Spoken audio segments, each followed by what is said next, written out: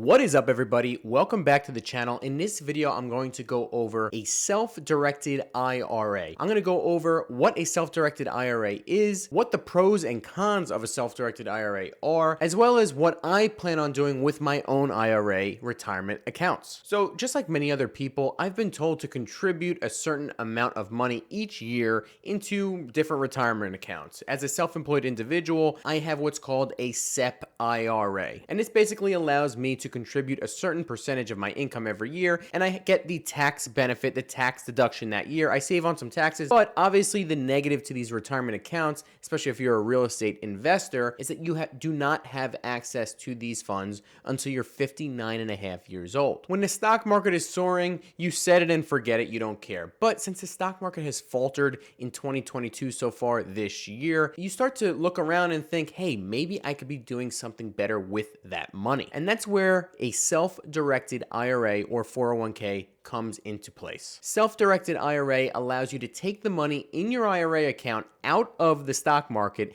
and into a different investment vehicle of your choosing, most notably real estate. But first, before I get started, you guys, I wanted to thank you so much for tuning in yet again. My name's Jay Costa. I'm a real estate investor and agent here in Northern New Jersey. And if you get value out of this video, please smash that like button and consider subscribing. Would truly appreciate it. Now onto the video. I first heard about a self-directed IRA in a BiggerPockets podcast where they talk about it as a great opportunity to use the money that's in your IRA account to invest in real estate without paying the 10% withdrawal penalty of a standard retirement account. Sounds great, right? But there are a lot of rules and regulations that you'll come across. Here are just a few. There are many more, so please talk to your own accountant about your own different situation and circumstance. But these are the big rules and regulations that I came across in my research. Number one, if you're buying a property in a self-directed IRA, it must be for investment purposes only. That means you are not allowed to occupy the property at all. Number two, a property that you buy in a self-directed IRA account must be made at an arm's length transaction, meaning you can't buy a property from a family member with your self-directed IRA. Number three, and this is a big one,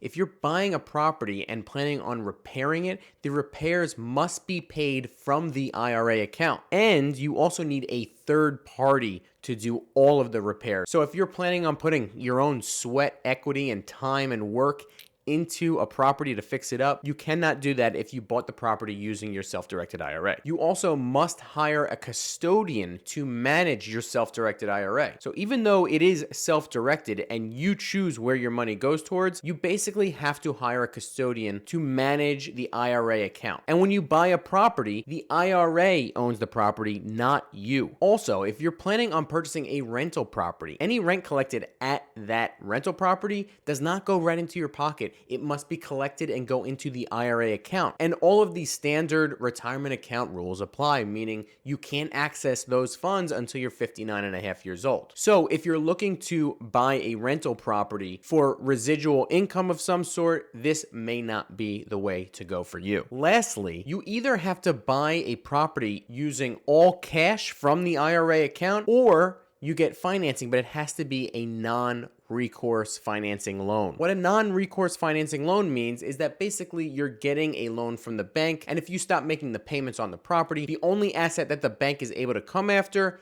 is the property in question, the subject property, not any other assets that you may have. Obviously, this sort of loan program is considered more risky to any lender, so you're required to put a higher down payment, usually at least 40%. You may also pool money together with different partners. So what are the pros of a self-directed IRA? Well, obviously, it gives you control over where your retirement account money is invested into. Even though you can't touch this money until you're 59 and a half, if you think you can grow it at a higher rate of return than the standard, let's say 8 to 10% that the S&P 500 gives you, this may be a good option for you. Any gains in these investments in real estate are tax deferred, just like it would be a stock in the same retirement IRA or 401k account. And if it's a Roth IRA, all gains are tax tax-free. Now that brings us to the cons of a self-directed IRA. Some would say that these tax benefits that I just mentioned are a bit redundant when we're talking about real estate, because real estate naturally is an investment that is tax benefiting. You get plenty of tax benefits based on the depreciation and different tax deductions that you use every single year. And if you're using a self-directed IRA, you're not allowed to use these tax benefits, which really kills a big reason why real estate investing is so great. Another negative to using a self-directed IRA to invest in real estate is that you're not allowed to use conventional financing. It's only allowed to use either A, all cash, or B, a non-recourse loan. We already went over what a non-recourse loan is, and it requires a higher down payment, usually of at least 40%. That kills one of the biggest positives, one of the biggest pros to investing in real estate, and that is leverage. So how do you start a self-directed IRA account? Well, if you're watching this, you probably most likely have an IRA account or a 401k account of some sort. Step one, you need to get your IRA money to a custodian. You can find custodians for these self-directed IRAs in your area just by using a simple Google search. Number two, you need to decide what you want to buy, whether it's a single family or a multifamily property or a piece of vacant land. Go find something that you want to buy, and then you could talk to your custodian about what the next steps are. Number three, set up an LLC for that particular property. And number four, very simply, you write a check out of, just like it would be like a regular checking account, you write a check out of the IRA account to purchase the property, and then the IRA account is now the owner of said property. So should you use a self-directed IRA account to invest in real estate? Well, the answer is it depends. If that's the only money you have saved up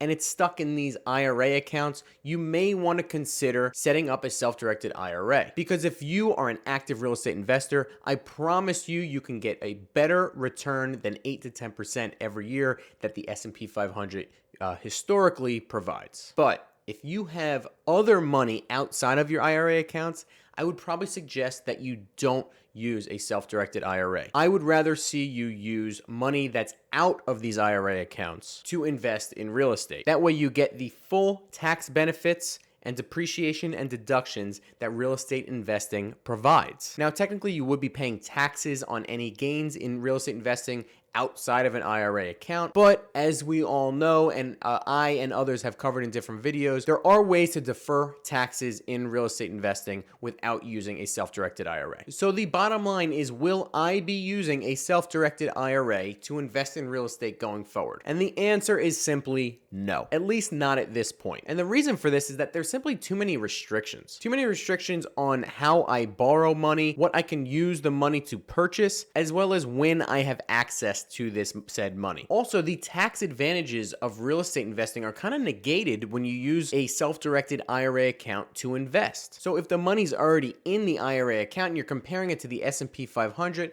then yeah, it may be a good option if you're looking to avoid taking the money out completely and taking the 10% penalty hit. But if you're comparing investing in real estate using a self-directed IRA compared to just the standard conventional way to invest in real estate using cash, there is no comparison.